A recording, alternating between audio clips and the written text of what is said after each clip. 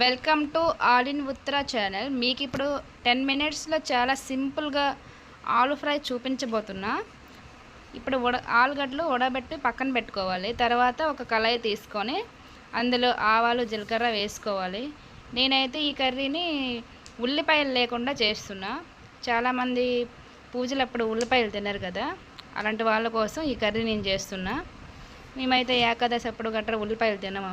ఇట్లా పచ్చిమిర్చి, కరివేపాకు, కొత్తిమీర పక్కనే కట్ చేసి ఉంచుకున్నా నేను. ఇప్పుడైతే పచ్చిమిర్చి వేసుకున్నా. గోల్డెన్ కలర్ వచ్చినంత వరకు బాగా ఆ పచ్చిమిర్చి ఆయిల్లో బాగా వేపుకోవాలి.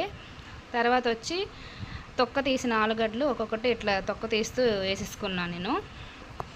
ఇలా వేసుకున్న ఆయిల్ కొంచెం ఫ్రై కాబట్టి కొంచెం ఎక్కువనే వేసుకోవాలి. చూడండి, మీకు వీడియోలో కనిపించినట్టు ఇట్లా ఆయిల్లో ఆలుగడ్డ వేసుకున్న తర్వాత బాగా కలుపుకోవాలి.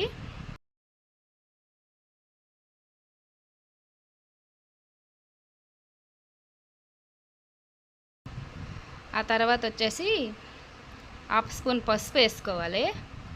పసుపు వేసుకున్న తర్వాత హాఫ్ స్పూన్ కారం వేసుకోవాలి. కారం అనేది మనం తినే బట్టి వేసుకోవాలండి. ఎక్కువ కావాలంటే ఎక్కువ వేసుకోవచ్చు, తక్కువ కావాలంటే తక్కువ వేసుకోవచ్చు. మేము తక్కువ తింటాం కాబట్టి ఇదిగో హాఫ్ స్పూన్ మసాలా కూడా వేసుకున్నాం మధ్యలో. కాబట్టి మనకి నచ్చినట్టు కారం వేసుకోవాలి. తర్వాత హాఫ్ స్పూన్ మీ ఇంట్లో తయారు చేసిన మసాలా గుండ వేసుకొని స్పూన్ ఉప్పు వేసుకున్నా. చిన్న స్పూన్తో ఒక స్పూన్ ఉప్పు వేసుకున్న తర్వాత బాగా కలుపుకోవాలి.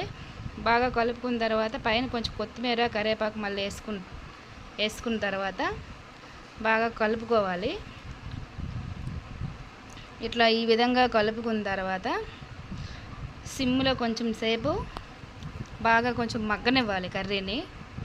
ఇది రోటీకి, రైస్కి చాలా బాగుంటుంది.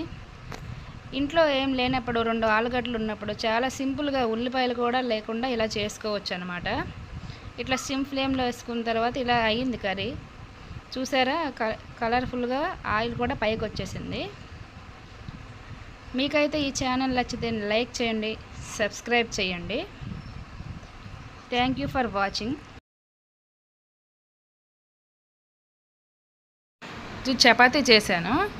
చపాతీతో ఇలా కర్రీ వేసుకొని ఇలా ఆలుగడ్డతో తింటే చాలా టేస్ట్గా ఉంటుంది.